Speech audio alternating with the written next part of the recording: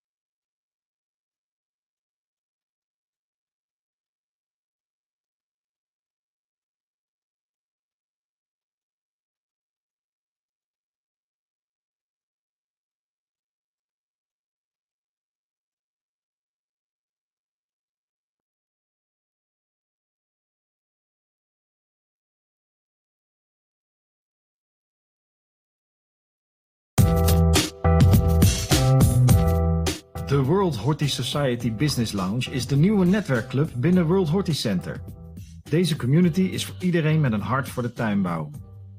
Van telers tot toeleveranciers, van overheidsmedewerkers tot exporteurs, van veredelaars tot retail. Maar ook mensen van buiten de tuinbouwsector zijn welkom. Als je maar een hart hebt voor de tuinbouw.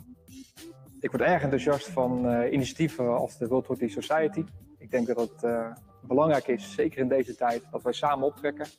Het beeld van onze sector moeten wij vormen, niet anderen. Dus als wij samen kunnen optrekken, dan is dat een grote meerwaarde voor ons, maar ook zeker voor onze sector. Het World Horti Center is het kloppend hart van de glastuinbouw. En de World Horti Society is haar hartslag. Ontmoet nieuwe mensen, vergroot je netwerk en krijg energie van de goede gesprekken. Zo ontstaan nieuwe ideeën, nieuwe samenwerkingen en nieuwe verbindingen die het hart van de glastuinbouw sneller laten kloppen. Niemand is volledig en zeker een bedrijf niet. Door lid te worden van zo'n businessclub kan je dat optimaliseren. En hoe goed we ook zijn op onszelf, met meer samenwerking dan wordt alles toch beter. De Business Club van World Horti Center, dat zorgt voor die vooruitgang en voor die verandering dat dat mogelijk wordt.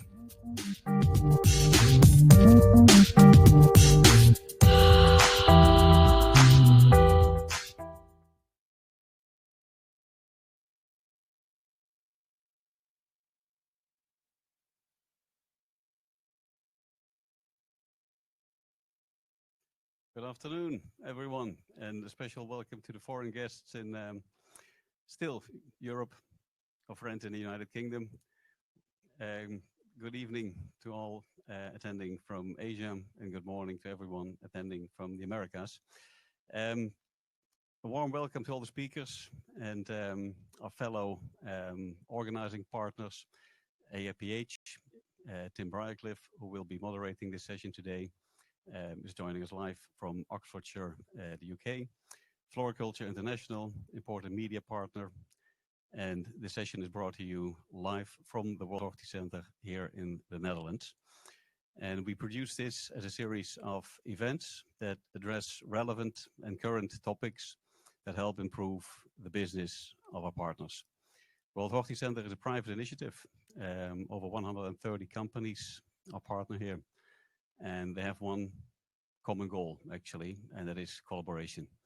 As you perhaps just noticed in the commercial preceding the opening, a prominent Dutchman in floriculture, Mr. Jaap van Duin, founder of the Dutch Flower Group, explained his passion for collaboration. And he made the point that businesses by themselves and also individuals are never 100% complete. But if you collaborate, even with opponents sometimes, it fills the voids and it makes the picture complete. Kind of a philosophical entree, I suppose, but nevertheless, there is an important truth in that, and also an analogy to today's topic. But those speakers following me will hopefully address further. Today's session, obviously, I should make a small disclaimer in this context, is about the Brexit topic. And I'm sure that many of you who joined us now today are facing uncertain times and might have a lot of questions. What we present you today with is personal views, personal expertise from each individual speakers to the best of their knowledge from their own standpoint and backgrounds. Organizations that have to, as a prime role actually, try to figure out structure and facts in the chaos that has become to surround the Brexit negotiations. But it is in difficult times as these that the collaboration can shed a light on questions that individuals may have. So hence the disclaimer is, please consider the content given to the best of our capacity and knowledge. No legal consequences hopefully will follow. And following this session on the website of World Horticenter and also with links from AIPH and Floriculture International, obviously, we will kind of keep a track on the Q&As. We've seen the first session on October 29th about this topic. Huge traffic in direct questions. So if you have individual questions that cannot be asked in the plenary group, in the chat function, don't hesitate to email us, contact us. Otherwise, just use the chat function. I see a lot of activity going on there. We have moderators on site, and also we can count on external expertise from the Dutch Ministry of Agriculture and Fisheries. They have a Brexit team standby to help address questions you might have. For now, long introduction. I would like to introduce you to your moderator today, Mr. Tim Bruycliffe, Secretary General of AIPH, and he is joining us live from the UK. We'll be moderating the session. So, Tim, best of luck, and over to you.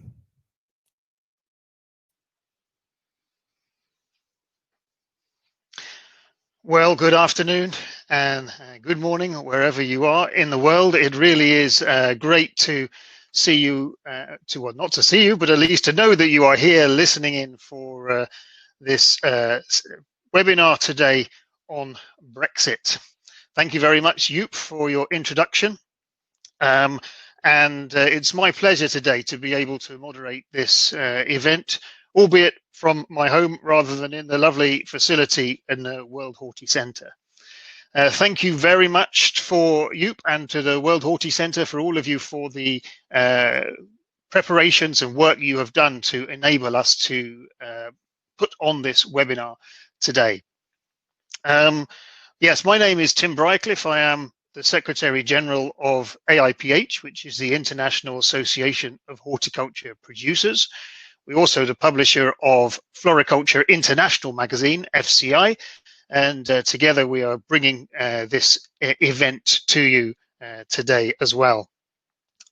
As a little bit of background for you, and AIPH, we are the world's champion for the power of plants, and we have our members are associations that represent the interests of growers and producers of ornamental plants and flowers in different countries around the world. We have a number of different initiatives that we run for the industry. We produce annual statistical information, including a statistical yearbook that we produce along with our colleagues in Union Fleur. We run the International Grower of the Year Awards competition. We run Green City initiatives. We approve international horticultural exhibitions. And we do work supporting growers in topics such as novelty protection, sustainability, plant health, and so on. So it really is a pleasure to be able to welcome you all today to this webinar. I need to point out to you that the webinar will be recorded and it will be sent to you afterwards with presentations as well, so you can see those. At the end of this session, we're going to have each speaker is going to go one after the other. I will introduce each one. And then at the end, we will have a panel session where we can have some questions. So if you have questions that come up in the talks, please put them down, preferably in English, and then I can read them, and then we can share them with the panelists later on. Well, we try to get through as many of them as we can. So yes, please stay for the panel session. Please also, I remind the presenters to please stay for the panel session at the end. It would not be the same without them. So please stay around for that. And I'd also like to thank for this one, the support of the Horticultural Trades Association for their support for this event from the UK as well. Just a reminder, if you don't know, they were doing another webinar on Friday, which is focused on the cut flower sector. This one is focused on the plants, trees, bulbs sector. So let's get started. Now, Brexit is something which provokes very strong opinions and views. It does here in the UK, and I know it does across Europe and around the world. And today we're not going to go over all of those kind of arguments. We are where we are, and we have to deal with what is coming in the next few weeks and into 2021. We're going to look at what Brexit is going to mean for this sector, what the industry needs to do to be able to manage the changes which are going to come about for that. And of course, there are many points that we have to consider, things that we don't even know yet still what are going to happen. First of all, is there even going to be a deal, or is it going to be no deal? What are the kind of customs bureaucracy which may be required? What about the phytosanitary requirements and plant health issues? What about tariffs which may come? What about delays which may be experienced in trade and the costs associated with them? What about product in and out of Northern Ireland? What about exchange rates? All of these kind of things. We may not answer all of your questions today, but I hope that we can certainly get a better insight and a better understanding together, so we can find a way to make this industry work smoothly still through these difficult waters which we are going to face as we enter into 2021. Thankfully, it is not my job to be able to give you all the answers and all the explanations, but we are joined today by a great team of presenters, and they are going to help us in understanding what goes on. So we're going to start off with Sally Cullimore from HTA. We'll go on to Eline Vandenberg from Rabobank. We will have Stefan Koeman from Rabobank. Sorry, Eline Vandenberg was from Royal Flora Holland, not Rabobank. And then we will have Bruce Harnett from Kernot Park Plants in the UK and Henk Westerhof from Anthos in the Netherlands. So we've got a lot of content to get through. I asked the speakers please to keep to the time schedule, but without any more delay, I'm going to introduce our first speaker, and our first speaker is Sally Cullymore. Sally is Policy Manager for the Horticultural Trades Association in the UK.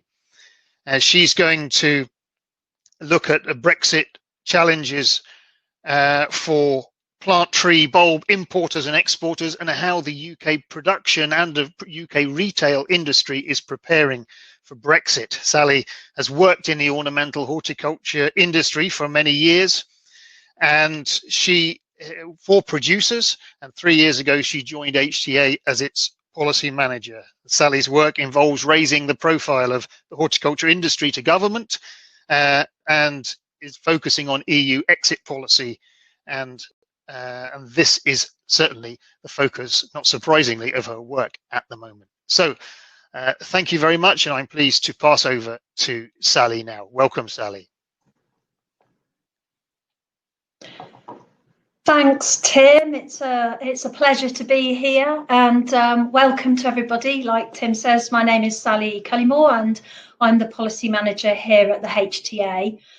So the Horticultural Trades Association represents the whole ornamental supply chain across the UK. So within our membership, we have garden centres, growers, landscapers, and garden goods manufacturers. So there's a whole lot going on at the moment with EU exit. And part of my remit is to highlight the difficulties and discuss issues and work on solutions with the UK government on EU exit matters which affect our members. So I'm just going to share my screen now because I have a presentation for you. I'm hoping it's there. Okay.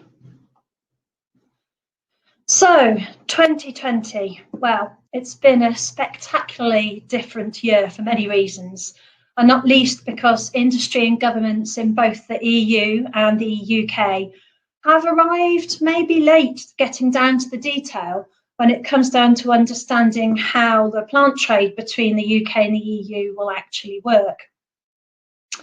Obviously, of intense interest to us all attending this webinar is how plants and plant products will move between the EU and the UK after the 1st of January.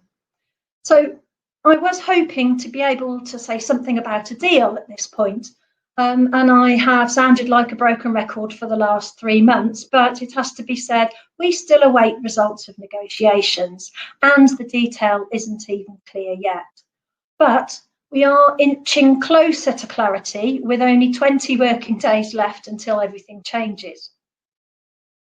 The HTA currently is highlighting to political figures in the UK government that their rhetoric of free trade and a global Britain is being undermined by this desire to gold plate the current plant health regulations, while at the same time setting up our own plant health regime. We believe at HTA that it's about getting the balance right between biosecurity of the UK and allowing the smooth flow of trade through the traditional trading routes, which need to be maintained while reinforcing the message that the biosecurity of the UK is high up on everyone's agenda. I mean, no one wants to be the one to bring in that pest or that disease that will affect subsequent trade or even devastate the natural environment of the UK's green and pleasant land.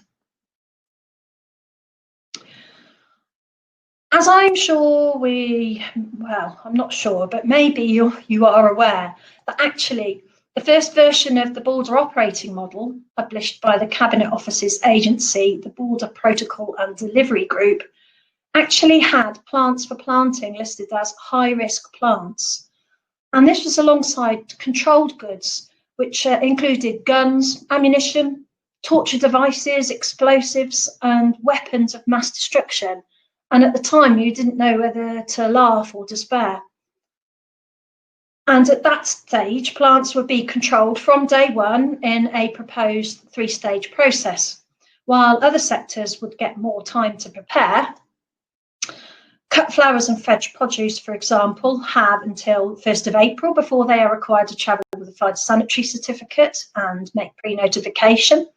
And general goods have until the 1st of July, when everything will then be expected to make customs declarations in advance and travel through a BCP, which is a border control post. The first bond defined those high-risk plants as all those that were included in the EU plant health regulations. So plants for planting, because they were included in the EU plant passport regime, they would come under that banner. It also stated that all of these high-risk plants, as well as being pre-notified and requiring a phytosanitary or a PC, would also have to be inspected at a border control post from day one. So after initial discussions with the industry, the government decided to relent on these actions. So by the time the second edition of the BOM was published in October, those high-risk plants were redesignated high priority plants. And the requirement for inspections and checks to take place at BCPs have been replaced with a requirement for place of destination inspections, based on an as yet to be disclosed frequency of checks dictated by pre-notifying imports on a new IT system called IPAFS. This system was to be launched this November for plants and plant products, but these processes will be required from day one in the second version, and the existing three-stage approach would stand as per the first border operating model. But IPAFS and its sister system for exports from GB, ECHO, will now not be ready for the 1st of January. They will probably be online sometime in February. They're still subject to development, and they do have some issues to overcome before being fit for purpose. So in the meantime, all companies wishing to import plants into Great Britain, so everybody who is located within Great Britain and wishes to import plants, will need to pre-notify consignments on the existing Peach system, and exports will be lodged also on an existing system, eDomero. Neither of these legacy systems are designed for the expected volume of trade as we progress through the season in 2021. So before I go on to describe a little bit of the detail and summarise where we are and what is yet to be done, I just want to be clear that I am presenting this from a GB business point of view. And also, just a point, and Tim touched on it earlier, the HTA also don't represent the cut flower trade, so I can't make comments on that side of things. So this document, this process map, which is relatively complicated and represents the period January to July for plant imports, it identifies where there are expected costs, so everything with a red square around it, where a red highlight shows that that's where costs are expected to be incurred, whether they might be invoice costs or administrative costs, staff costs, or combination of that. What this model doesn't even show is the interaction with the UK plant passport system, which will be introduced from the 1st of January. So that cost has to be factored in too. So on this slide, we'll talk only about plant import notifications into GB. This process is January to the 1st of July only, and it's designed to show that it is still rather complicated and there are areas still requiring clarification. It's also worth noting that in GB, plant import inspection fees are suspended until the 1st of April. And that includes the fees for the phytosanitary documentation check, which applies to all consignments. So firstly, registration is required on the IT system. I've left it as IPAFS because that will be the long-term system going forward. Like I said, Peach for January, IPAFS when it's ready. This is in order to send a pre-notification of a plant consignment's arrival into GB. We do note that DEFRA have said IPAFS and Peach training will be available, but this isn't apparent yet. I believe they do have some webinars upcoming. And like I've said, there are a few issues already coming to light regarding the IPAFS system. And we have said to DEFRA that they should not introduce IPAFS until it is absolutely ready, and it must enable a smooth upload of data for businesses, and it should be easy to understand and utilise. So each premises that will be receiving a direct plant delivery from the EU must register as a place of destination with the GB Plant Health Authority. This is so they can receive import inspections on consignments, and every Peach IPAF's pre-notification must then nominate a place of delivery where the inspection takes place. So once the process moves to BCPs in July, those pods will not be required, pod being a place of destination. And import inspections then become the responsibility of the carrier arriving at the BCP. There is a two-step process to conducting your pre-notification. So firstly, a copy of the phytosanitary certificate is received in electronic form from the EU-based supplier. The EU-based supplier must arrange that with EU-based plant health inspectors. That PC is uploaded and it's attached to that pre-notification by the importer.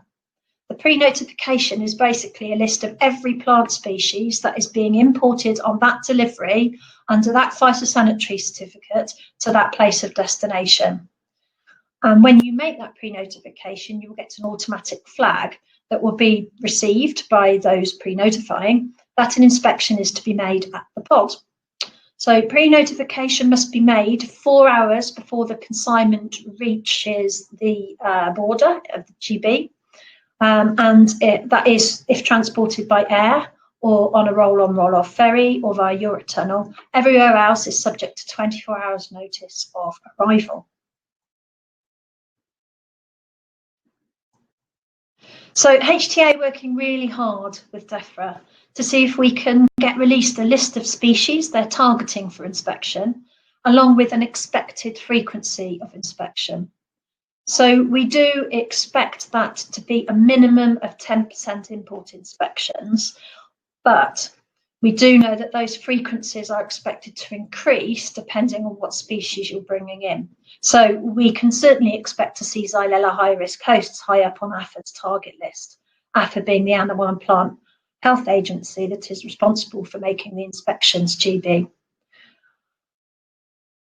The pre-notifier then sets the time that the plants will be available for the inspector. This will be within inspectors' working hours. We still don't have a firm agreement on that, but we expect it to be at least 60 days a week and basic office hours. The time can actually be amended on the pre-notification system. So if anything untoward happens, such as a lorry is delayed, the ferry is delayed, it can be amended right up to the stated time of arrival. The inspection then takes place within a 4-hour window at the time set on the system. Also, if the inspector can't make it or doesn't turn up for some reason, then those plants on that consignment are then automatically released. So if there's more than one place of destination on one delivery lorry, they can all travel under one phytosanitary certificate. That is if all those place of destinations are under one company. So, for example, there's one customer with multi-drop deliveries on one truck, that's one phytosanitary certificate. What we're working on now, with so little time left, is to see if one truck can travel under one phytosanitary certificate, but to different premises of different companies. This will certainly save on the EU side inspection costs and EU side time and pre-notification purposes. So now we move on to what it looks like come July. So we've bypassed the April stage 2, where cut flowers and fresh produce are subject to the same requirements as plants for planting. And we arrive at the 1st of July, which is basically the final stage. So this is when everything must have both a customs declaration and arrive at a border control post when entering Great Britain. So lots more process to go through at the border, and the potential for delay is very high, but there are similar costs involved. So also, once the GB business receives the goods, they are cleared and there's no further requirements to be done. So what is HTA actually working on with the UK government? For those that don't know, DEFRA is the Department for Environment, Food and Rural Affairs, which is basically the department that we communicate most with. These are the guys that actually set the import-export strategy for plants and plant products. So border control posts. So once BCPs come online on the 1st of July, it's really important that they have the right facilities to unload trucks selected for plant health inspections. It has to be said, much of the infrastructure required still has not been built or set up. We are assured that BCPs will have the same facilities as current BCPs, which are equipped to receive imports, but they certainly should have sheltered areas, temperature-controlled facilities, skilled staff available to unload and reload packed trucks properly, and sufficient capacity to cope with the hundreds of thousands, likely millions, of plant and plant product consignments, and that includes fresh produce and plants and cut flowers that arrive from the EU every year. And lastly, we want to ensure that BCPs are manned 24/7 for inspection purposes. There's also an important question around liability for product damaged when unloaded and reloaded for inspection. There is also the possibility of premises being licensed or audited to be either an enhanced place of destination or like a mini BCP. It's certainly one of the solutions on relieving the expected pressure at border control posts and ensuring product is unloaded correctly by skilled personnel. And it would allow those businesses that wish to be an enhanced pod or a mini BCP to be part of a trusted trader scheme, and hopefully that will aid trade flow through to final destinations. Lastly, we've also mooted the possibility of AFA inspectors being permanently based in EU locations, something that does currently have precedent, I believe. And this could aid the pre-inspection of some loads ready to make their journey, and again aid the flow of live product through the border without stopping. All right, Sally, can you just try to conclude quite soon, if that's okay? Yes, absolutely. Thank you. So I know a number of EU-side businesses are offering GB customers the option that they will act as UK importers as well as EU exporters, employing UK-based agents as third parties. So just covering a few potential items that might need to be addressed after the first. Forward planning for costs. It's really important that itemising areas where costs are passed on will help enormously when evaluating the costs subsequently of EU exit. And please do decide how to communicate an import inspection to customers in GB. Be clear about who's receiving the inspection flag from the notification system. And communication is key. All round, they need to be clear and transparent, who's responsible for which costs, which actions, and also where liability lies if there's an issue. And as soon as you're able, do a test run for the expected processes. And do allow your customers and suppliers to explore options. Some may have found their own customs agents, for example, who will be able to communicate with your own agents. So don't just accept the first solution that comes along. And it's all changed 1st of July. So we have explained what we are working on for post-July. And there's definitely scope GB side for locations to become mini BCPs. So in conclusion, there's a lot to do in just the 20 days left. There will be hiccups and bumps, so let's hope that a pragmatic approach is taken at both sides of the border, both with officials and also with businesses. And for the future, there are lots of areas where we can streamline trade flow. So, for example, e-phytos, e-plant passports, APNR at borders, just to name a few. And it is important that the EU grants third country equivalents ASAP to GB, in particular for the prohibited high-risk plants list. So these are ACEs, Quercus, Malus. It is an issue. And the UK has actually exempted the EU from this prohibition list as allowing imports. There is political will. If there is political will, then things can move forward in an easier manner, and we are continuing current calls to UK government to get import inspections suspended until July, as we feel the POD system is fraught with difficulties and it's just too little too late. IT systems are not going to be ready, and pre-notification is going to be onerous, costly and difficult. And until negotiations are concluded and Northern Ireland is sorted, that side of things remains a ridiculous system with Northern Ireland, where phytosanitaries are required for sending plants in product from GB to Northern Ireland. And lastly, I can just say good luck to everyone, because despite all the planning and collaboration, there will be issues. But together, I'm really positive that as a collaborative and communicative industry, we can surmount them together. Well, Sally, thank you very much for that. That was a very helpful review of where we are at the moment and what needs to happen, and as well as your political activity, which I know is very much appreciated within the industry in the UK, and I'm sure across now in other countries as well, as you're fighting all for the industry across those areas. So thank you, and I look forward to seeing you in the panel with us a little bit later on. Now we're going to go on to our next speaker, is Eline Vandenberg, who's Supply Chain and Public Affairs at Royal Flora Holland in the Netherlands. Eline is a program manager of the Holland Flower Alliance, but today she's going to talk to us about the impact of Brexit on the market position of the Netherlands. So welcome, Eline. Yeah, thank you very much, Tim. And I would like to say goodbye from the Netherlands, from the World Horti Center.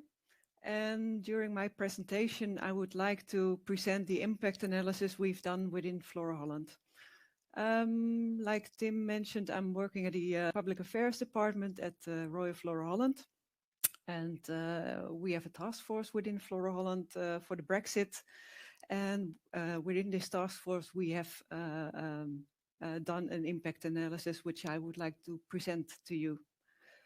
Yeah, and then, of course, the obvious question, why an impact analysis? Because the United Kingdom is a very important export market for the Netherlands, actually the second export market. The value of the Dutch flower export is 855 million euros in 2019. And what we noticed, and of course this is obvious, that a lot of attention this year went to the COVID situation, first in the beginning of this year, because in the first wave, now we're in the middle of the second wave with, again, lockdown measures in different countries with consequences to the flower trade. But we also realized, especially when we started preparing this analysis, that there was little focus on Brexit yet. Although, yeah, like Sally explained already, and everybody knows, it's getting really close now.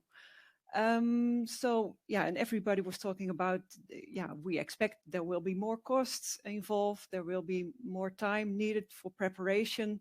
So we really wanted to have more insight in this course, in this time, and yeah, as a result, in the economic impact on the export for flowers and plants to the UK.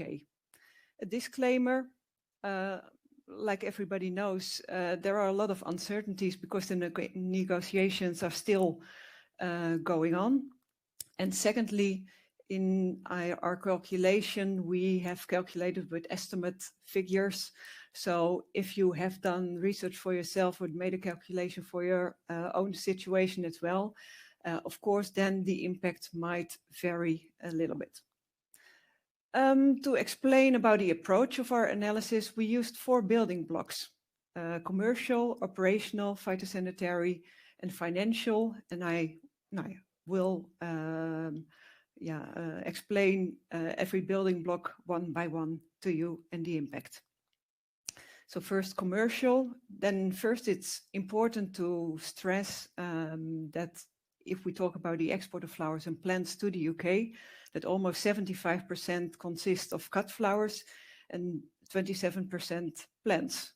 And that's important to know because the expected import duty for cut flowers is 8%, and for plants, which is more relevant for this webinar, is expected 0%. If we look at the total impact, so cut flowers and plants together, then the total impact on the export turnover will be approximately 5.8%. On the non-EU cut flowers, like flowers from Kenya, Ethiopia, Africa, or South America, the import duty will remain 0%. So that will be an important change between EU cut flowers and non-EU cut flowers.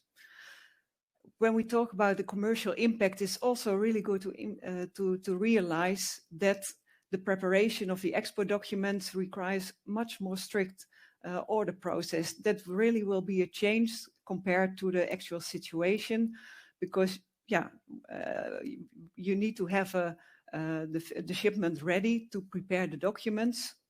So instead of the current situation, it's not possible then anymore to make some last minute changes in the shipment. And that, of course, will have impact also in the relationship between a grower and an exporter, for instance. Concluding, the commercial impact on the export value based on the import duty, what we expect will be 5.8%. Then looking to the operational impact, what you will see is that there are extra customs formalities involved. And we based our impact analysis on some information from the KPMG report, which has been done in 2018. And they have mentioned that approximately the custom formality cost will lie between €78 per shipment and €126 per shipment. So we calculated with the €78 because that seems to be close to what was going to happen. And in relation to the export turnover, the impact will be approximately 0.2%. What is very important to realize, because we realized also that in the KPMG report, there is a bit less attention also to the return flow. So the return shipments of RTIs, the transport items like the trolleys. So that's also good for you to realize that you need to export them from the UK and import them again to the EU, and that there are custom formalities and costs involved. Of course, when you don't have any experience as an exporter with exporting in general, then you have a choice whether you're going to organize this all within your own company or that you're going to outsource these activities to an expeditor. And if you choose for the second part, there are for these services extra costs involved. When we come to the time aspect, how many time will be necessary to do the preparation, then we expect that for an exporter, the expected time needed will be at least 4 extra hours till 24 hours. Why this difference? Like Sally mentioned already, the pre-notification of a shipment in the UK needs to be done 4 hours in advance. But we've also heard some exporters saying that they think they are preparing their process with an extra day in between, because they say we need an extra day to do all the preparation, to apply for the inspection, the phytosanitary inspection. So that's 1 day extra in the process, and 1 day extra keeping products in stock means that you have additional inventory costs like interest, space, and probably also some loss of product. Then the transporter, we all expect, especially in the beginning, there will be waiting times at the border, but hopefully as little as possible. So there might be extra time as well in the process. And we heard also some transporting companies already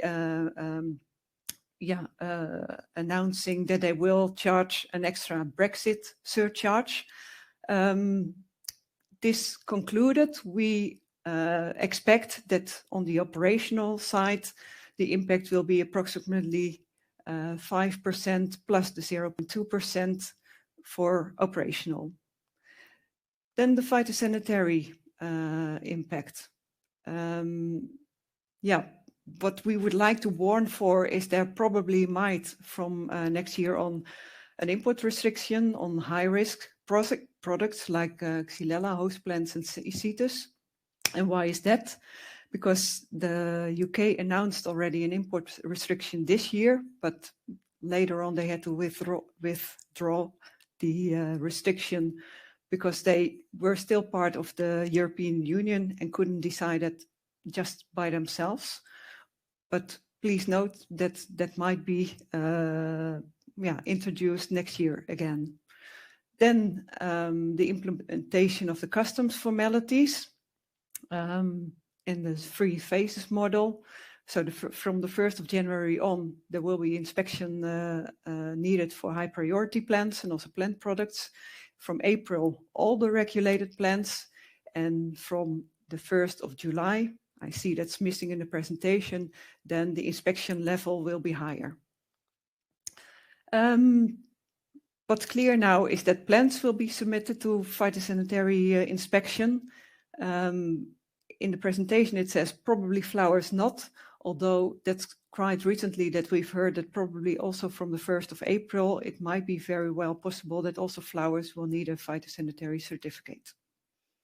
So it's, I would like to make a comment on that as well, that also for your specific situation, it's good to realize when you prepare the exporting process, if you combine the shipment with products which are do need a certification and others who are not, whether you choose if you put them together in one shipment or not. The costs we have calculated with are also based on the KPMG report. Then again, they mentioned that they expect the cost will be between 102 euros and 190 euros. We validated these figures also with some exporting companies, and they say it's more possible that the cost will be 190 shipment and not 190 euros per shipment, or perhaps even more. So we've calculated with that amount, and based then again on the export value, the impact will be 0.4%. The 4th building block is the financial one.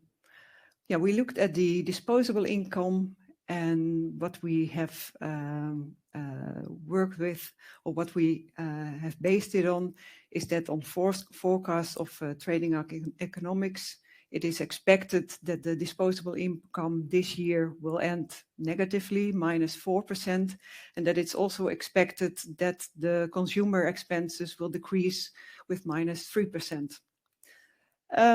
The downward trend is also expected for the upcoming year. And the expectations will be that it will be on the pre-COVID level early 2024. The expectations are that also the British pound will decline in relation to the euro. So for our financial impact, we have calculated with a currency risk of -4%, and a decrease of the disposable income also with -4%, which means that the total financial impact on the export value will be 8% in total. To summarize all this, we expect that the documentation cost will be 0.6%. The import duty is still uncertain. As long as there is no deal, there is still no certainty about the 8% of the import duty on flowers.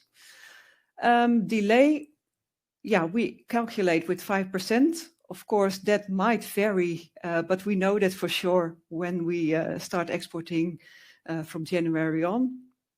The same with currency risk, disposable income.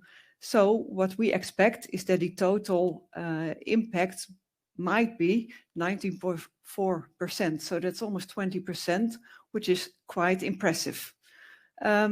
Documentation, like I said, is quite certain. The other factors is depending on the negotiations and also how the situation will look like from the 1st of January on in practice. The possible consequences, what we expect from the Brexit, is that at least for some growers, and especially some cut flower growers of chrysanthemums, lilies and gerberas, we expect that there will be an impact on demand for the flowers, and also impact on the price of these products. For buyers, like I presented already, there will be additional costs they have to face, and also probably there will be a decrease in demand for flowers, so it will affect their sales to the UK. For Royal Flora Holland, the flower auction, of course, this has an impact on our turnover, what we expect.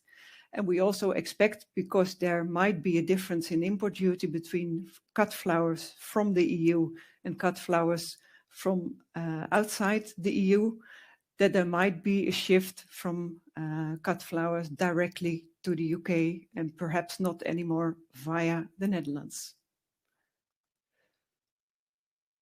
Yeah, this was the end of my presentation. Thank you very much for your attention. Aline, thank you very much for that presentation. Some very interesting research on the impact from Royal Flora Holland there. Anything between 0.6 and 20% of an impact. And so there's still many questions that need to be answered before we can fill in the gaps on there. But thank you for that. And we look forward to asking some questions more in the panel session later on. Many thanks, Aline. Much appreciated. Now we move on to our next speaker, and our next speaker is Stefan Koeman. Stefan is a senior market economist at Rabobank in the Netherlands. He's responsible for analyzing developments in the interest and currency markets and communicating to Rabobank target groups. He's very focused on Brexit and the Bank of England, and he writes articles and commentary and presentations and everything that moves the financial markets. So, Stefan, thank you very much. Today he's going to talk to us about the economics of trading with the UK post-Brexit. Over to you. Thank you. Hi, yes, thank you, Tim. Well, good afternoon, everyone. I hope you can see my slides. If not, please give me a shout. Yes, thank you very much for your introduction. My name is Stefan Koopman, and I work as an economist at Rabobank. And in the next 10 minutes or so, I would like to shed some light on the latest developments in the UK economy, which faces two quite significant shocks at the same time, and how this could affect the currency and the trade of goods between the EU and the UK. So around this time last year, right after the withdrawal agreement was signed, I asked myself, is this going to be a hard Brexit, or is it going to be a so-called Brexit in a name only? Well, if I look at it only from an economic perspective, I would be inclined to think that it would be a very soft Brexit. After all, it's the most rational thing to do. But what these types of analysis misses is that over the past 2 or 3 years even, the whole concept of Brexit has been defined in a much harder way. Hi, Stefan, can I just interrupt? Can you share your slides, please? So yes. This is it. Perfect. It should work. Yes, thank you. Sorry, I forgot to hit the start button. No problem. Yes. Boris Johnson always points out that Brexit, without taking back control of the UK's rules and regulations, has no real purpose. And the EU, in turn, has been quite clear that this push for sovereignty from the UK side has a price, and it means that the UK will lose its direct access to the EU single market, and that trade between the EU and the UK will get much more complicated and much more costly. We've seen a lot of examples already today. The hope is that there will be a trade agreement that mainly focuses on the trading goods, and the aim is here to achieve zero tariffs and zero quotas. And that's some sort of consolation prize, I think, for today's audience, which is mostly in the business of trading plants, but it still works out pretty negatively for an entire economy that mostly relies on services production and services trade. So what is the economic impact of Brexit? Well, that will be quite complicated to measure, actually, because we're in the midst of a once-in-a-lifetime pandemic. And we now expect that the British economy will contract by 11.5% this year. And this is the steepest economic contraction that we've seen in the past 300 years. And we also expect that because of Brexit and some other risks, there will be quite a slow recovery in the next 2 years. So we have a forecast in the table on the right-hand side of this slide. And if there is a deal, we forecast GDP growth at 3.9% in 2021 and at 5.4% in 2022. If we don't get a deal, then we think the economy will still grow 0.9% in 2021 and 3.5% in 2022. So even though we do forecast economic growth in both of these scenarios, we think that the economic growth in both of these scenarios, we think that the recovery from COVID and from Brexit will be relatively incomplete, and it will take a long time before GDP is back at the pre-pandemic levels. And this is because of what Andy Haldane, he is the chief economist of the Central Bank of England, he calls it the unholy trinity of risks. And that means the coronavirus, practical realities of Brexit, and the expected rise in unemployment that we are about to see in 2021. And you can also see this in the chart on the left. GDP dropped around 25% actually during the spring because of the first wave of COVID. And there has been a recovery over the course of the summer, but it was far from enough to compensate for these massive losses in the spring. So even before the lockdown that we had in November, GDP was still more than 9% below its pre-pandemic peak. And the lockdown creates yet another contraction in GDP. And our forecast is that in the fourth quarter of this year, so that's the current quarter, the economy could contract around 3% or something like that, 3 or 4%. So it's much lower than what we've seen in the second quarter, because various sectors of the economy, such as manufacturing or construction, are still mostly open and performing actually quite well. So the pandemic and Brexit together is a very risky combination, but we don't expect that Brexit itself would lead to yet another recession in 2021. But this, of course, assumes that there will be a deal and that the transition towards this deal will be relatively orderly. But we will see that Brexit has some pretty serious long-term implications. And the chart on the left indicates that we expect that it will take quite a while before GDP returns back to this pre-pandemic level. In the orange line, you can see our projections for a deal, and it shows that that it will take until late 2023, perhaps early 2024, before we're back at where we were at the end of 2019. And if there's no deal, it will take even longer. And over time, quite a wide gap could open up between these two scenarios of a deal and no deal. And this gap could amount in 10 years' time towards around 2,600 pound sterling per capita per year. So that's quite a big effect. So even though the immediate impact of Brexit is being overshadowed by the virus, there's a clear consensus among economists that Brexit will have a negative effect on the UK's potential rate of economic growth. And you can see this potential rate as the rate of growth that the UK would typically achieve in a very normal year. So not this year, obviously. And this slide, what I'm showing you right now, is mostly for reference. You can look into it later, so I won't go into all the details, but there's quite a simple rule of thumb among economists. And that says the bigger the economic distance between the EU and the UK, the bigger the economic consequences for the UK. And this is simply because the UK relies more on its trade with the EU than the other way around. And we've also done some studies into this potential growth rate and found that it would be around a little lower than 2% if there was no Brexit at all. So if the 2016 referendum proved to be a remain, it will be around 1.5% if there is a Brexit with a deal, and it will be around 1% if there is no trade deal at all. And these may sound like small differences, but if you add these up over time, and you take a longer horizon, then it compounds quite quickly, and then you get this significant impact that I showed you in the previous slide. So eventually, the impact of Brexit will be larger than the impact of the virus.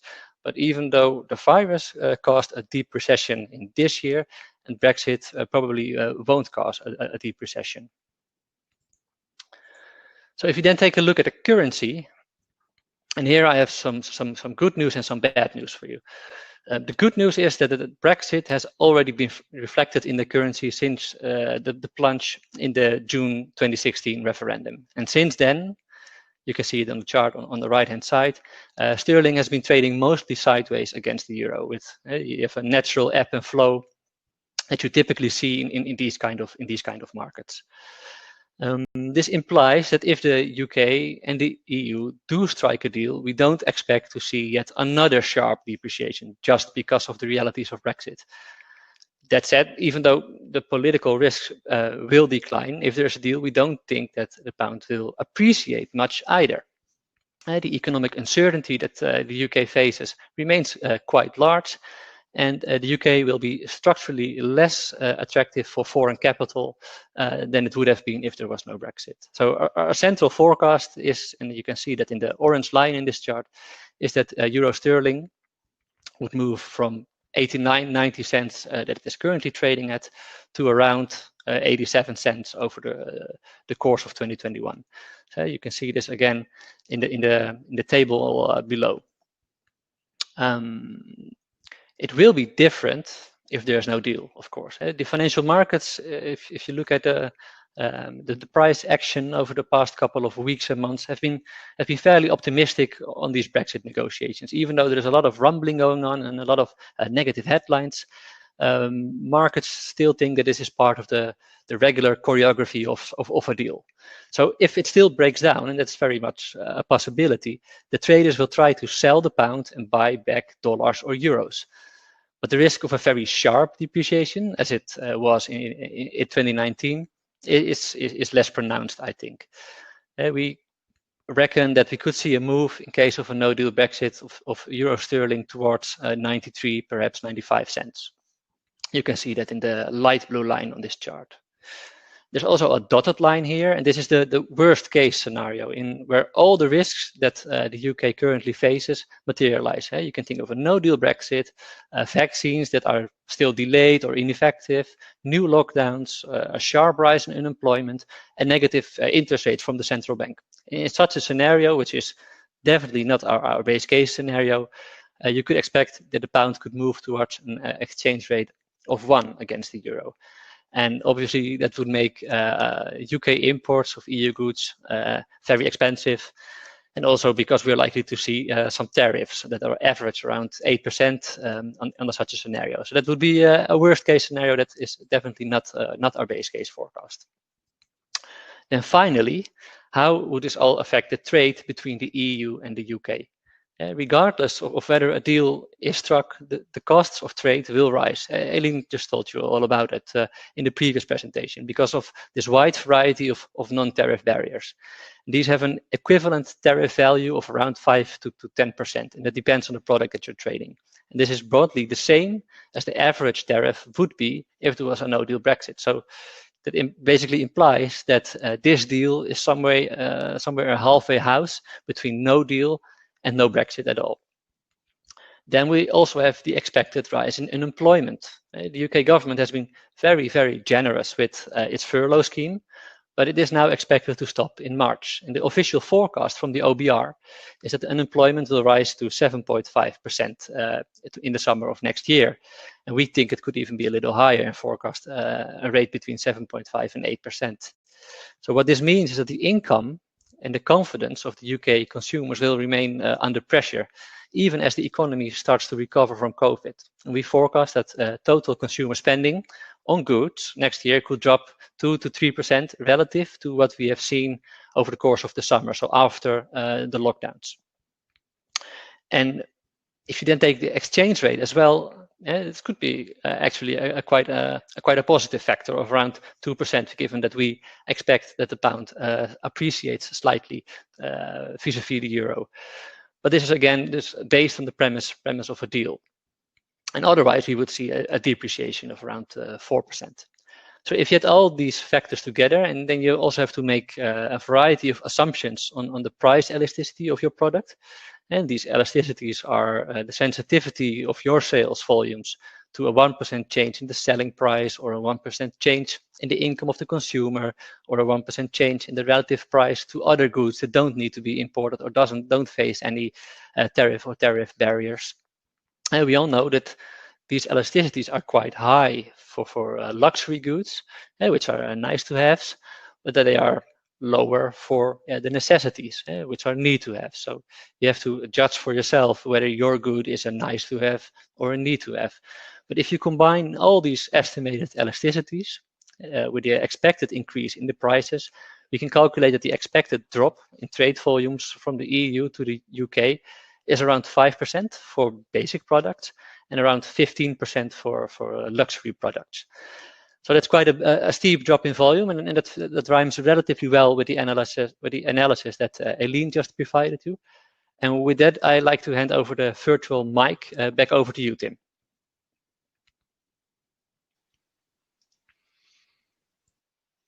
Stefan, thank you very much. That was a really helpful insight into your predictions of what will or won't happen in the coming days on the different scenarios that we have ahead of us. And be interesting to find the views of the audience on whether they see us as a essential or a luxury item, 5 or 15% in terms of the drop in trade, and somewhere in between, I'm sure.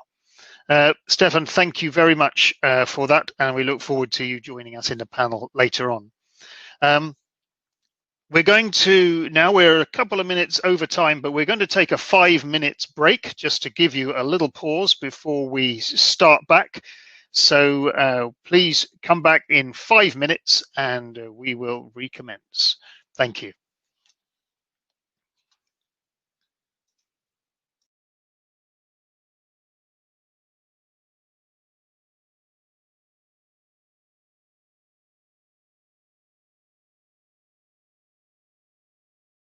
De World Horti Society Business Lounge is de nieuwe netwerkclub binnen World Horti Center. Deze community is voor iedereen met een hart voor de tuinbouw. Van telers tot toeleveranciers, van overheidsmedewerkers tot exporteurs, van veredelaars tot retail. Maar ook mensen van buiten de tuinbouwsector zijn welkom. Als je maar een hart hebt voor de tuinbouw. Ik word erg enthousiast van initiatieven als de World Horti Society. Ik denk dat het belangrijk is, zeker in deze tijd, dat wij samen optrekken. Het beeld van onze sector moeten wij vormen, niet anderen. Dus als wij samen kunnen optrekken, dan is dat een grote meerwaarde voor ons, maar ook zeker voor onze sector. Het World Horti Center is het kloppend hart van de glastuinbouw. En de World Horti Society is haar hartslag.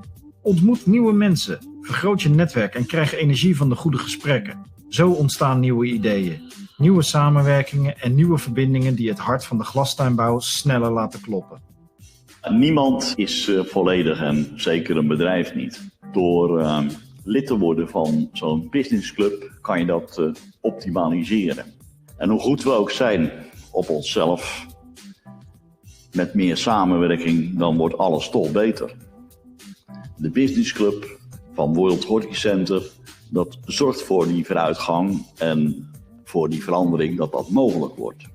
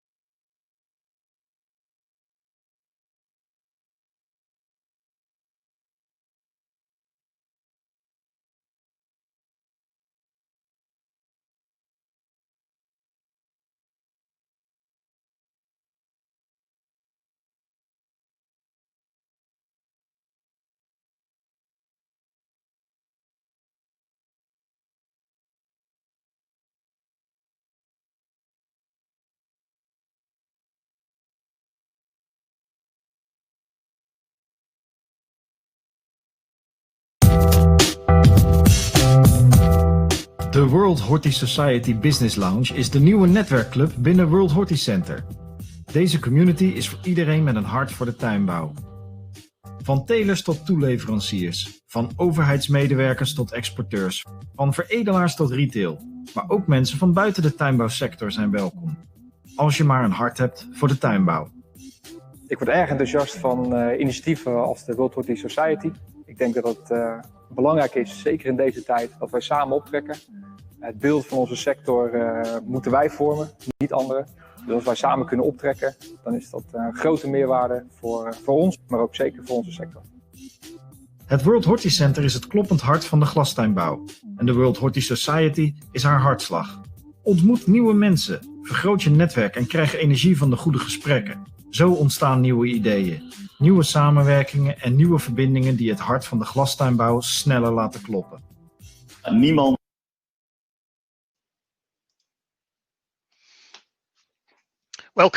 Welcome back. We're going to carry on our webinar in preparation for Brexit. And we are pleased now to introduce, in the beginning of this year, won the Silver Award in the AIPH International Grower of the Year Awards. He's also a guest columnist in Floriculture International magazine. So welcome, Bruce, and we're going to pass over to you now to share your thoughts on upcoming Brexit. Thank you. Thanks, Tim. Can you hear me? Yep. As Yes. Tim said, my name's Bruce Harnett. I'm Managing Director of Connaught Park Plants. As Tim says, young plant producer, specialist propagator in England, United Kingdom. So I'm probably listening to a lot of the other speakers. I'm going to reiterate a little bit and add to some of the previous content. But I've been asked to speak to give my perspective of the current situation surrounding the impending EU exit, as a grower producer, both an importer and an exporter. So to put Connaught Park Plants into this context, the majority of our imports originate actually from third countries outside of the EU, but we also source a significant amount from or through the EU as well. And most of our sales at the same time are mainland UK, but nearly 10% of our sales revenue is contributed from exports to EU. Now, of course, including Northern Ireland, if, as Sally alluded to, if we were to adhere to the Northern Ireland Protocol, which essentially brings Northern Ireland into the EU regulation in so many respects, including the plant health area. So in general, my feelings is the complexities of the potential duty, the VAT and the tariffs, especially without a trade agreement to understand, has been mentioned several times. Which formalities will be waived, which will remain in force, is a significant concern for us and many others like us at this time. And I'm certainly not clear on whether things like the general system of preferences will be enacted, for example. We still don't know whether and how much the goods for import or export will eventually cost from January and July, and which of these costs can be deferred or paid on invoice, etc. There's still so much clarity that's required as far as I can see. The administrative tasks involve simply understanding the jargon, the many acronyms that we now need to be aware of. We could probably now fill a new dictionary to cover the glossary of terms that I've been looking at over the last 2 or 3 months related to the process of import and export to our nearest neighbours. The systems of Idomero, Peach Chief, whilst being aware we need to integrate eventually into goods vehicle movement systems, the GVMS, HMRC's NCTS, the new computerized transit system, whilst being aware also that IPAS, the import of products and animals, food and feed systems, and the CDS, customer declaration systems, is all to come, not to forget the TSS, the trade support for service for export to Northern Ireland. It's clearly overwhelming for nearly everybody concerned. There's so much information and so much misinformation, to be honest, being shared between suppliers, distributors, hauliers, couriers, some of which is actually deriving from people you would imagine to be trusted information sources. Even if we can put all of the systems into place, pull the necessary administration into the process, this is of course costing thousands of pounds, as I think has been mentioned already, and euros for each company involved. And I think some of the estimates of how much it's going to cost is probably underplayed, I think. And I don't think for any discernible benefit. So it's fair to say that part of the current confusion is due to the lack of preparation. COVID, of course, has been cited already as part of these delays, but it seems to me that there's too many phases and steps for both customs and plant health side. I understand the principle of gradual introduction of these new systems, but if we all have and crucially understand the final goal, but without a vision of understanding what's at the end, I feel like we're tasked simply with learning lots of new systems, some of which will be defunct very soon after the 1st of January, rather than simply preparing properly for the final stage with a clear vision of what that should be. On to import checks. Sally mentioned earlier the border operating model is not yet fully defined. I have to say that I have significant concerns for the intention to perform all the checks at the port of entry from July 2021.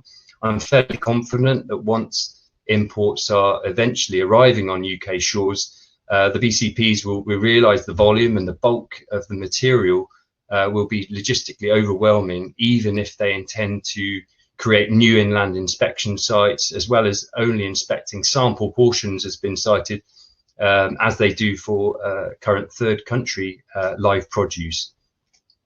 I'm pretty sure that even if the 4-hour service levels are met by well-meaning plant health inspectors, they'll be under incredible time pressure to get product checked at PODs before input. That's for the imports, of course. And also on the export side, I also hear many suppliers that are concerned about the turnaround times for short notice deliveries, in particular for export, particularly fresh produce with the perishable product, short shelf life. The notification periods required at the moment, current guidance is 7 days to organise plant health inspections, make the just-in-time export seem totally non-practicable and non-viable. I think it's also fair to say that there have been some moves to help ensure that the import from the EU is as smooth as possible, with some delays in the cost and the phasing of the process, although eventually there's still a massive additional burden for importers, exporters and their hauliers. I know that my inbox personally is steadily increased on these Brexit related emails. Several per day are asking if we've registered for X or signed letters of authorization for Y, etc. And on that phytosanitary biosecurity barriers, we all see, and I think Sally again mentioned earlier, the necessity for tight biosecurity in order to prevent unwanted transfer of pest and disease across borders, whichever way you go. Threat to indigenous species is in nobody's interest, but we have to realise that there's no immediate change to biosecurity risk from January the 1st, and I hope the pragmatists realise this when we actually eventually get there. There have been calls to delay the introductions of phytosanitary checks for imports from the EU, and that includes what are known as the high priority plants. That's most of the plants, to be honest, that will be exported for sure, until the system and infrastructure is well embedded and understood. One of the reasons for the calls for a delay is that there's been so much confusion on the exact interpretation of the regulations. The fact is the regulations for EU imports have a basis in history. That's the import or export to the EU, if you like, have a basis in history, primarily geared towards imports from countries much further afield than neighbouring GB. At this moment, there is a list of prohibited plants issued from EU authorities, such as Petunia being a solanaceous plant, among many other species of grass and fragaria, etc., that we are unable to ship to our customers in Europe, including Northern Ireland.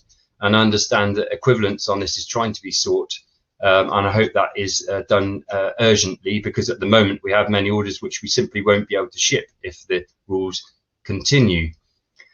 Perhaps naively, I hope that if we can overcome the politics of the negotiations in the very near term, then the pragmatic solutions along the lines of what the HDA is suggesting, I think we can abolish all the incredible amounts of green tape and utilise a system of plant passports that is working at the moment, a self-issued passport that is verified by means of frequent plant inspections. Annual plant passport ratification seems perfectly sensible to me, much along the lines of what Sally said earlier, in a trusted trader type situation, using a scheme that's already essentially been created, plant passports.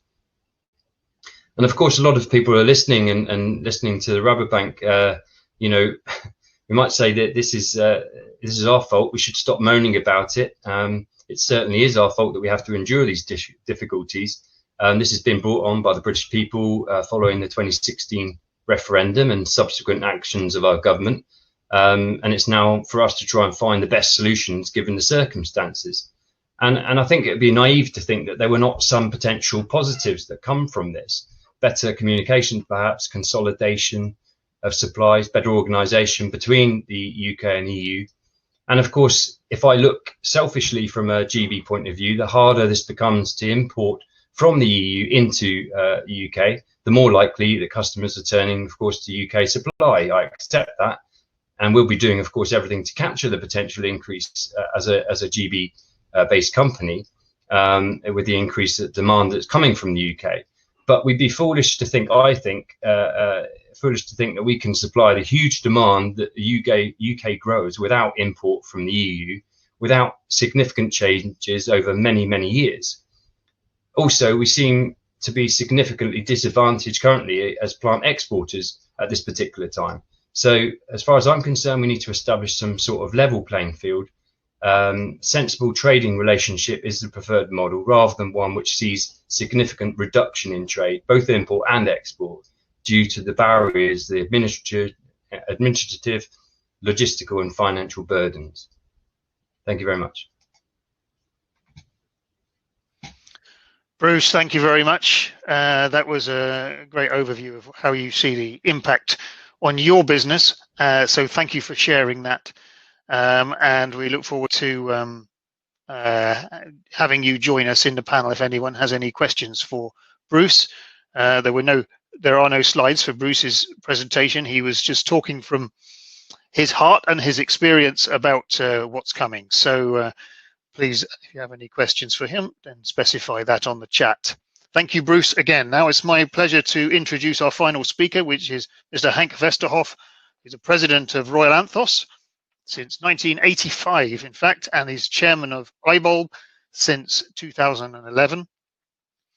And he is going to talk to us today about how EU growers are reacting to Brexit and what they are doing. So, Henk, welcome to the webinar, and we pass over to you now. Tim, thank you very much. And I would like to ask Lars to start my presentation because he would take care of it. Yeah, thank you very much, Lars. My name is Henk Westerhof, as Tim already introduced me. I am the president of Royal Anthos, and Royal Anthos is an association located in the Netherlands, and we look after the interests of our members, and those members are in particular trade companies of the flower bulb and nursery stock. We, as an association, we are involved in national and international plant health regulations. As Tim already said, we have a foundation called iBulb, and iBulb does the promotion of flower bulbs and bulb flowers worldwide. We develop and invest a lot of money in research, and we are also involved in issues regarding quality and sustainability. And a new chapter to our services towards our members is, of course, Brexit, because this is an issue that is really important, and per day we get many questions about what's going to happen and what do I have to do as a company, and how do I have to react on the things that are coming up. What we see, and that is, I think this is something that I used from a presentation from Tim Hedema, our agricultural counselor in the Netherlands, who gives a lot of support to my association, but also to the companies in the Netherlands to learn more about all the regulations with regard to Brexit and what's going to happen. But as we all see, and that's also what Sally said, with time is running out, and that is true. We have just 29 days, or as Sally said, 20 days to go, and in 20 days I hope to learn whether we will have a deal or a no deal. But the situation is very difficult for the trade companies here in the Netherlands, not only the trade but also the growers, because there is a lot of concern about what will happen, in particular with regard to phytosanitary issues, but also from an economical standpoint, what will be the effect of Brexit on the trade. And Royal Flora Holland, Evelien already said something about it, and Stefan in his presentation from the Rabobank also gave an update about possible consequences of Brexit, in particular with no deal. What we have to realize here in the Netherlands, and that's what we learn our members, whether it will be a deal or no deal, that in case of a deal, our members have to meet special new requirements with regard to phytosanitary inspections, and they also have to deal with customs. So if there is a deal, there certainly will be a big difference for the exporters. And what we learn from the exporters in the flower bulb business is that most of their export is already to non-European countries. So they are well experienced in how to handle the inspections, how to handle all the paperwork for customs, but also the phytosanitary certificates. But Evelien already referred to it as well. We also have a lot of companies here in the Netherlands who have no experience with export to non-European countries. And for them, it's a big challenge to meet all the requirements which are a follow-up or a consequence of Brexit. So that is certainly an issue for those companies. What we see for our industry, for the flower bulbs and the nursery stock, the UK is a very important market. For the flower bulbs, we talk about an export value per year of about 70 million euro, and that's approximately 6% of our total turnover in 2019. But what you see in the nursery stock is about 240 million euro, and that's 17%. After Germany, the UK is for the nursery stock business the most important export market. So the companies here in the Netherlands are very concerned because they do not know exactly what's going to happen, and it certainly will have an effect on their trade. What you also see, and that's what I also would like to say something about, is the customs in the UK, the customs from that the exporters deal with. On the one hand, we deal with retailers, in particular with the sales of pre-packed flower bulbs, which are used by the consumers for garden use. But on the other hand, we also have a large export of flower bulbs and nursery stock products to professional growers. For example, flower bulbs, tulip bulbs, or lily bulbs, which are used by the growers in the UK for the production of flowers, which are sold to the consumers and to the retail in the UK. But on the other hand, we also have to deal with the municipalities and the landscaping market, and last but not least, with the mail order. And why do I refer to these customers? Well, there is a lot of confusion here in the Netherlands, and it also depends who is your customer in the UK. On the one hand, we see that if you supply flower bulbs, for example, to a retail outlet or to the retail, we all know that the big retailers have their own distribution center, and the distribution center, what we learned, that is called the place of destination. That is also the place where the inspection can take place, and that is also the place to issue a plant passport. But the situation is quite different for an exporter if he delivers his products to the municipalities. Because what is the place of destination? What is the place where the inspection will take place? And what are the requirements when a truck is loaded with planting material for more than 3 locations? And then we get a lot of questions from exporters. They say, where does the inspection take place in such a case? And that's also something that Sally referred to, what she called a multiple drop. But these are questions that exporters here in the Netherlands deal with, and they urgently ask for questions. But we are not in a position to give all the questions, to answer all the questions, because it is not quite clear what DEFRA exactly wants and what the requirements will be in the next for the next year after Brexit. If you look to economics, we are not in a situation from the flower bulb business, and also not from the nursery stock business, that we did a commercial impact like Royal Flora Holland did. But what we also learned from the presentation of Stefan, in case that there will be no deal, it certainly will have an effect on the sales of our products to the UK. The currency is a big issue, and what I learned from Stefan is that he said, well, if there might be, in a no-deal situation, a depreciation of about 4%. As I said before, we have a lot of export to non-European countries, and we know from experience that a devaluation of a currency has a huge effect on the sales and the export of our products. So we are very concerned about that. Another issue that we deal with is the import tariffs. import tariffs, there is no import tariffs, as we have learned by now, that for the nursery stock it's 0%, but for the flower bulbs there will be an import tariff. And of course, the exporters here in the Netherlands also have to deal with additional costs. Evelien already referred to it, but as I said, we have to deal with customs, we have to deal with phytosanitary inspections, and also a phytosanitary certificate has to be issued, and it all has to be paid. And as far as logistics is concerned, just-in-time delivery will be very, very difficult and perhaps not possible in the near future. And it is very risky because when you have a delay, you also have to keep in mind that it will lead to extra cost for the exporters or perhaps also for their customers. So from an economical point of view, and that's also where Stefan referred to, he said,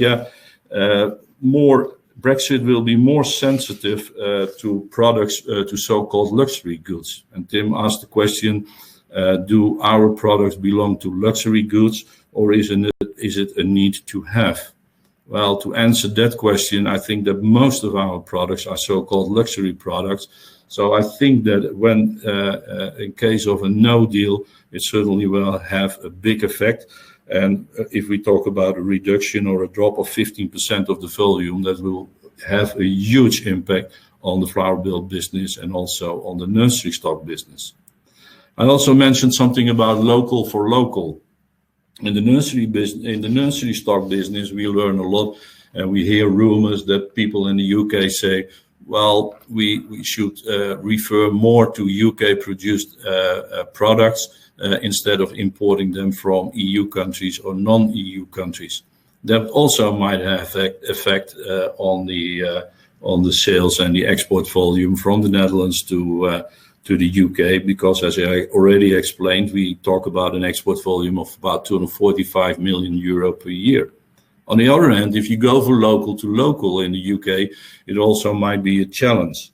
Let's say if we have the export of flower bulbs, tulip bulbs, lily bulbs, as I said, to professional growers who sell their product to the retail in the UK. If the product is sold as local for local, locally produced, that is something that can give a push to the export and the sales of this in the UK grown product. For your information, and as an example, we run big promotion campaigns in the Scandinavian countries, in particular for the cut tulips, where we tell the people and the retail and the customers and the consumers that they have to buy locally produced tulips, and that is a big success. So perhaps it is a challenge for the future that we can also start such a campaign in the UK. You never know. What we do know here in the Netherlands is that the custom requirements and the phytosanitary inspections, I think there is no discussion about it.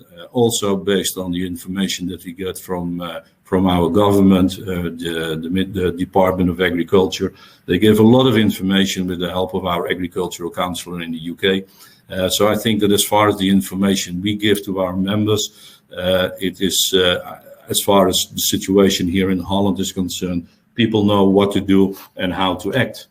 The situation is different, and I was very glad with the presentation of Sally because she referred to some kind of the issues that we do not know here in the Netherlands.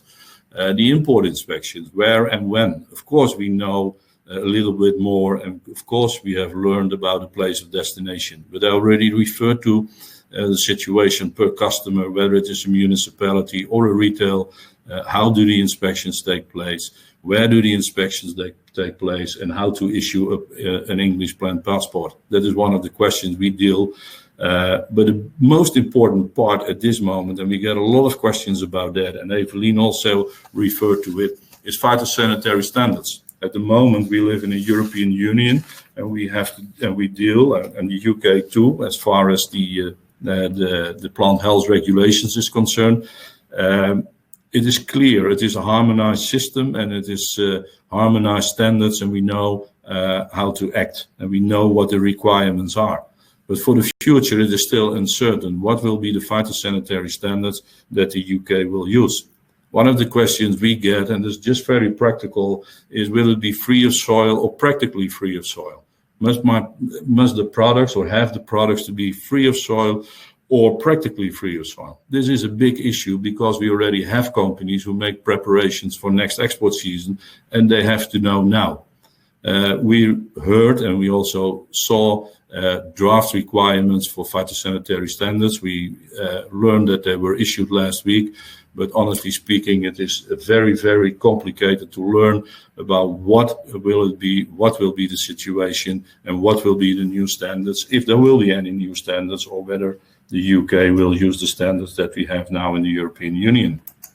So this is something that, well, we would like to see, but I know it is a wish and I do not know whether it can be fulfilled. But a delay of the implementation of the plant health regulations, that would be good. I think it is, as I said, we have a couple of days to go, 20 days or 29 days. And I think it's not realistic to come to an agreement on all the issues that we deal with at this moment. There are so many questions, and I think it will be in the benefit of the exporters, but also in the benefit of the UK importers, if we come to a delay on the plant health regulations, and that we take time to come to an agreement in that respect. Well, Tim, this was the issues that we have to deal with. These are the uncertainties that our members deal with. These are the uncertainties that the growers in the Netherlands deal with. And honestly speaking, I do not know whether we get an clear answer before the end of the year. And that's the reason that I would be in favor of having a delay in the implementation of the plant health regulations. Thank you very much. Hank, thank you very much. Thanks for that overview of the situation that Dutch traders, exporters are dealing with. And of course, as with many of these speakers, we raise many questions as much as we do answers on what is happening. Thank you very much for that. Now, please, can the panel members stay and join so everyone come back in, if you wouldn't mind. And we have some questions that we're going to put to you. We have not a lot of time and we have a lot of questions, so that is the problem. So if we do not answer all of the questions that have been raised, what we are going to do is try and answer them afterwards, and then we will send you an email with the best answer we can provide after the event. So let's go back to the beginning. We had Sally. And thank you again, Sally, for that overview. I have a big list of questions for you. I think I maybe will just pick out one or two. One of the questions is can we find a list somewhere of which plants are high risk? When you say high risk, is this the high priority plants that you're referring to? So those that are regulated from the 1st of January? Well, this is just the question that has been raised, but I guess so. Yes, it may be though. Is there any way in which that list is likely to be broken down in any more detail? Well, if it's all regulated plants from the 1st of January, then it's everything that is currently within the EU plant passport regime. So that's all plants for planting, but they're not high risk plants. They're high priority plants. So I think in my presentation I explained. Originally, they were labelled as high risk, and that was confusing because the EU currently has a high risk list of plants which are prohibited for import from third countries. So GB will not be able to import to EU that list because we will be a third country, but GB has exempted the EU from that list. So therefore, that high risk plant list is exempted for EU to GB trade. So this starts with Acer and ends with Quercus and all of those guys. So there is a list, but it's not prohibited to import into GB, but it is prohibited to export to Northern Ireland. Okay, just to complicate it, do you imagine a situation where we can end up with a list of plants that we can assume are not going to require an inspection at a pod, and to be able to come right through? So assume 10% minimum inspections of everything finished going to a place of destination. It will be more than that. The intention is more. And now we're talking about the frequency of inspections and which species are more likely to attract an inspection. So we are working with DEFRA on that. We have an initial list, and it certainly starts at the top of the Xylella high-risk host list. Now, at the moment, we have no hint from DEFRA that they're going to reintroduce those national measures. I think they're going to go down the route of import inspections and very high frequency, like 100% maybe, rather than there won't be any ban on those commodities. They're too important to the UK trade, and that's something the HTA have made it very clear to DEFRA. Okay. Thank you, Henk. I can see some expressions on Henk's face for these things. Yeah. Did you want to make any comment on that? Yeah, well, the question I have to Sally is that why does it take that long that we get more information about the requirements from DEFRA? Now we're running out of time. As I said, we have 20 days to go, and a lot of things have not been solved yet. What is the reason that DEFRA didn't give the information earlier? Is it that complicated, or what? No, what's the reason? I don't have the answer for you, Henk. Although we have communication regularly with DEFRA about all of these details, I think there are so many details, and it might be a bit my fault as well, because I keep coming up with issues that they need to have answers to.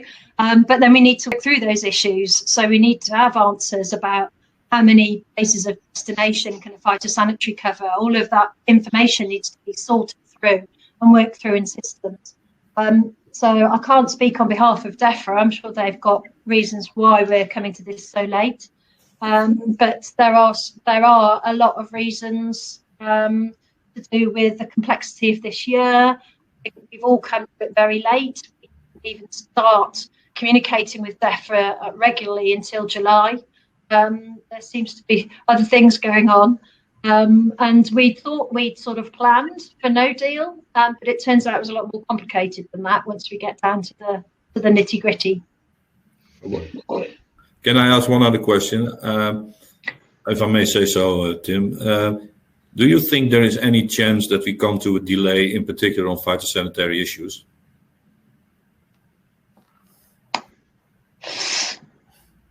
The political will has to be there, Hank. We've got a full-on, high-profile political campaign that kicked off recently. We held a round table for politicians last week. We're meeting regularly with ministers in government to put forward our case. We'll see questions coming up, written questions to government from our political supporters. They're continuously coming up. I think we've got about 12 in for answering at the moment, all highlighting the fact and pushing the ask that import inspections should be suspended, and the action of pre-notification, although it's useful because it then gathers trade data, which can then be applied properly to target the right inspections to the right places. And we need that import data in order to do that. But actually pre-notification until IT systems are up and running and fit for purpose, that should be put on hold until at least the 1st of July. That's our stance at the moment. But well, if I can come in here, Tim. Yeah, sure. Yeah, I mean, it does seem to me, I know there's a lot of concerns, and I get emails from potential suppliers and importers, but it does seem like DEFRA have essentially wiped aside a lot of the restrictions because they've tried to make the trade inward to GB quite smooth. To me, there seems to be more of an issue of the export, which of course is a lot smaller element, but that's more of a concern to me because of things like the high priority, what they call the high priority plants, which I mentioned in my little presentation, talking about things like all of those petunias and calabacoas, for example, that we won't be able to send out from GB to Ireland at this particular point in time, including Northern Ireland. So I think actually the import side of things, aside from having to make a phytosanitary certificate, which of course I don't want either for all of our imports, but I think it seems to me, I don't know whether you agree, Sally, that generally the transition into import is not as bad as the export side of things. That's quite correct, Bruce. I concur with that. Okay, thanks for that comment, Bruce, as well. I mean, we have a question about whether from the EU side it's possible for them to identify a pod point for where the inspection can carry out. Can they contact from DEFRA outside, or does it have to be done from within the UK? Sally? So you must have a UK-based agent or a limited company. You have to have a company in GB to act as the importer. That importer can then do the pre-notification, which includes registering a place of destination. So really, GB customers need to be registering themselves as places of destination, unless you've rented a warehouse, for example, to be that place of destination. Does that? I know that's a bit garbled, but it's a yes and a no. Yeah. Okay. We understand the confusion of the situation. Will there be AFA inspectors based in the Netherlands to support the plant health certification leaving the Netherlands, for example? Not from day one, but I think I touched on that in my presentation, that that's one of the things that we're looking at, and there's appetite for that, certainly within DEFRA and AFA, because it would make their lives easier, and it would also enable us to streamline, and you guys to streamline exports and imports. But it's not the answer for the whole supply chain. It's just another element that we could add in to make life easier for us. Yeah. And Henk, I'm wondering, the suppliers who are supplying to landscape projects directly, how are they managing in terms of the inspection system at the moment? Well, at the moment, there is no inspection in the well, UK. I mean, after 1st of January, what is the... Yeah, well, that is one of the questions that I raised. People do not know, honestly speaking, and in particular, if you deliver your planting material to 3 or 4 different locations, and that's what's happening, then the question is, what is the place of destination? Where will it be inspected? And we get a lot of questions like that, because if you go to a retail chain, then probably the distribution center will be the place where the place of destination where an inspection can take place.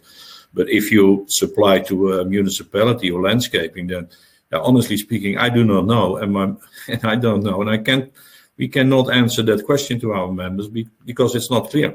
And those are the issues that our people deal with. So there are a lot of question marks in the air, and we do not get the right answer at the moment. Yeah. Okay. Thank you. And we will. I know that we will. When we find out that answers of those things as well, we can help to communicate them back to you as well once the information comes through. I wonder if we can just go to Eline, please, for a question. And I wonder what, from the analysis work that you did in Royal Flora Holland, what are you planning to do with the outcome of this analysis? Yes, that's a good question, Tim. What the analysis brought us is, of course, much more insight in the consequences of the Brexit. But it would be a little bit late if we would act just now preparing for the Brexit. So since the beginning, when the Brexit was announced, or when it was clear that the Brexit was going to happen, of course, we followed the developments very close from our lobby department. And actually the main goal for us is to mitigate the risk of the Brexit. So to when possible, to keep the import duties as low as possible and as little as trade barriers as little as possible. We don't do that by ourselves, because in the Netherlands on national level, we work very close together also with the VGB, the trade association in the Netherlands, and on European level together with the Union Fleur. And I think the 1st of January next year, we know whether we have been successful, but actually, well, that's what we're aiming for, to mitigate the risk. Yeah, sure. And on one hand, we've just seen a lot of the costs and the issues that they're facing. Do you see opportunities as well as you look forward? The risk, like I mentioned in my presentation, might be that there might be a shift from direct deals which don't go anymore via the Netherlands. But what I hope for, and I also got a feeling that since we know the Brexit is about to happen, that we've seen in the Netherlands that everybody has started preparing them, at least most of them very well already last year, the year before, although still not everything is clear. But what I've seen and noticed is that we have started preparing as good as possible, as well as possible, from entrepreneurs, but also in very close connection with the Dutch customs and the NVWA, which I would like to mention as well in this webinar as well, that I think that's very unique, the close contact and also the constructive contact we have during this process. So I hope that the Netherlands will be very, very well prepared, and that also in this new situation, that might be also perhaps a unique selling point, that we have organized the process so very well that we will be attractive, or perhaps even more attractive to facilitate in the flows and the commercial flows, logistic flows via the Netherlands to the UK.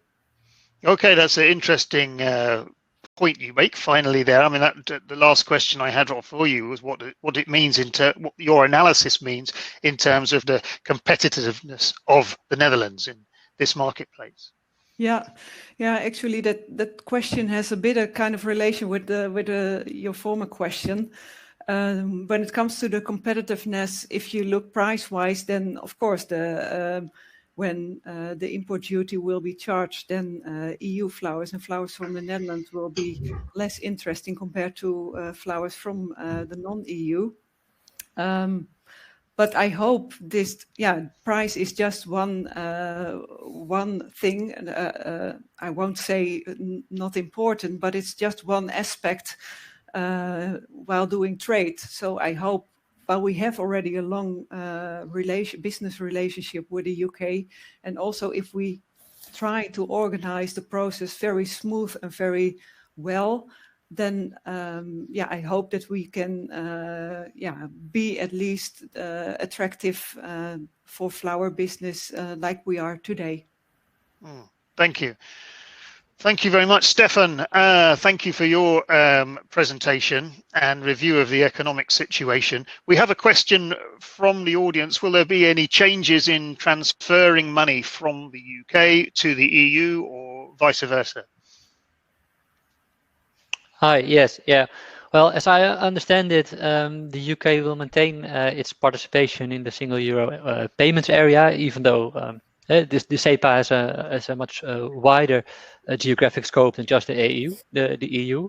So SEPA transactions could still take place after the January 1st, even though these typically need more information, more details than if the UK remained a participant of the single market of the EU. And the European Payments Council is one of the entities that is involved in these matters, and they have urged all payment services providers to implement all sorts of measures to ensure that a smooth processing of these cross-border payments. And I know that there's been a big project within the bank, but of course I'm just a simple economist. So if you want to have any specific details on this, I have to get back to you or Arno, as I see it. Yeah. Okay, thank you. And I wonder, what is your advice to EU growers who are trading in the UK in light of the predictions that you've made? My advice to them. Well, one of the advices that I typically have, if your export is too much concentrated into one single export market, you are typically very skeptical to these kind of event risks. So my advice always is try to diversify your markets whenever and wherever possible. But of course, I understand that that's not possible for everyone who is involved, and we're still talking about big numbers here. So that's usually my advice, but that's not a very easy advice to follow up on.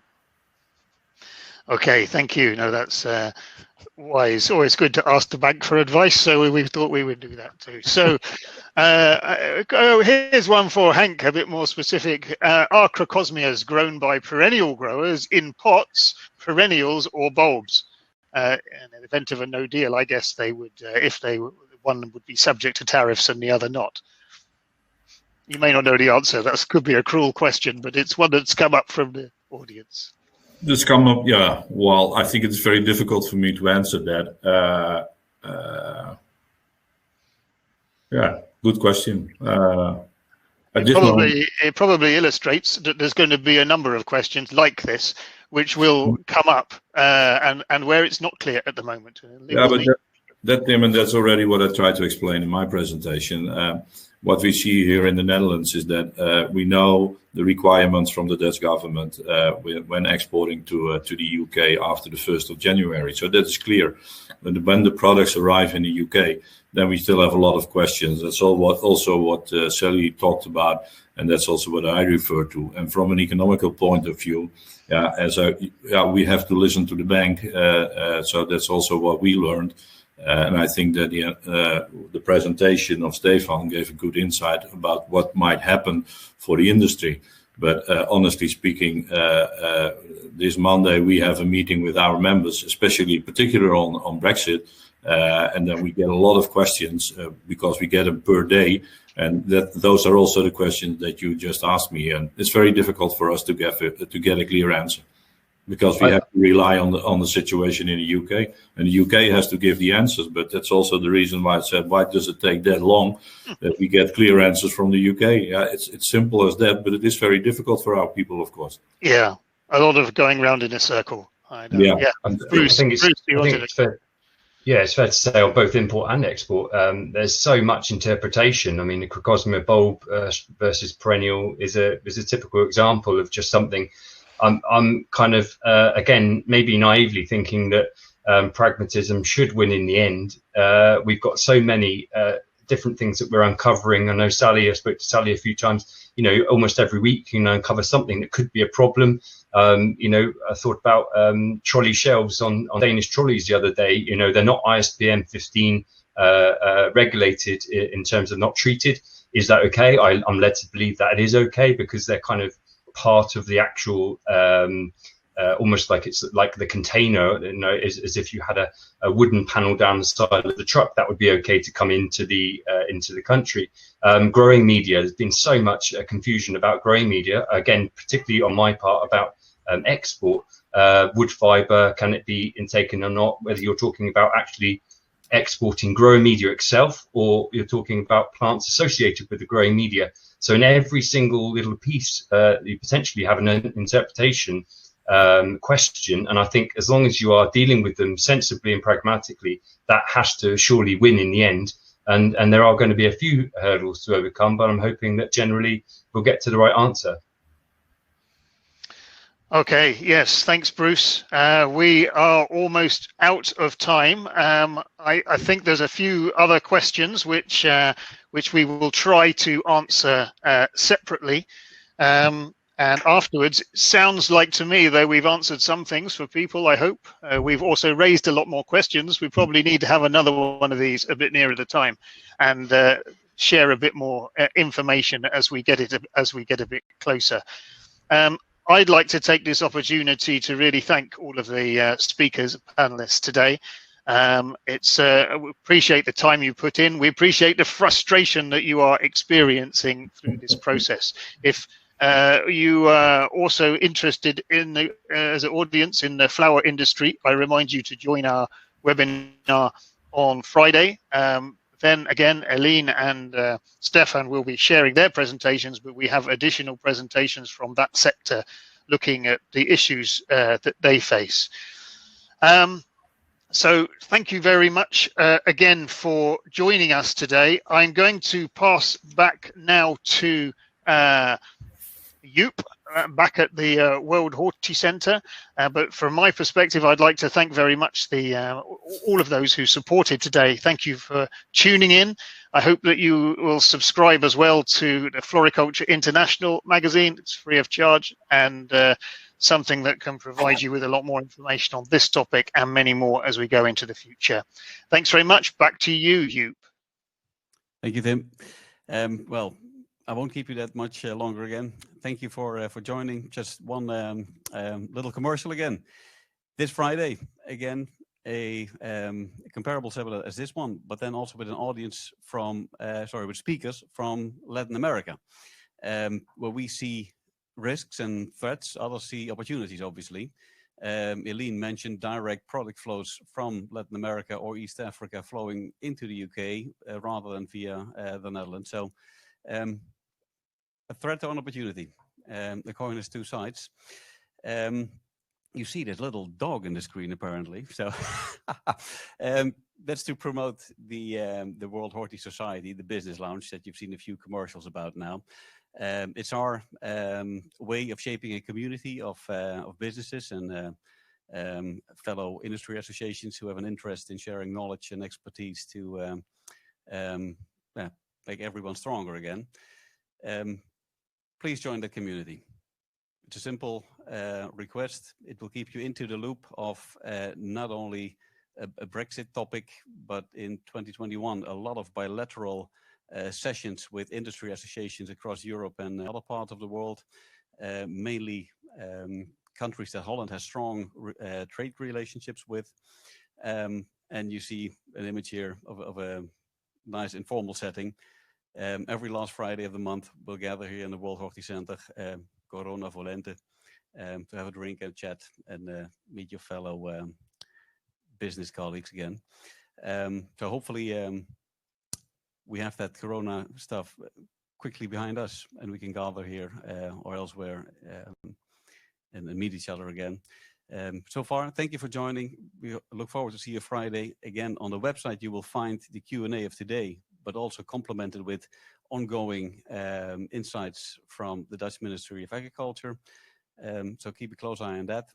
And good luck and lots of wisdom in figuring out your position in Brexit. See you soon, hopefully.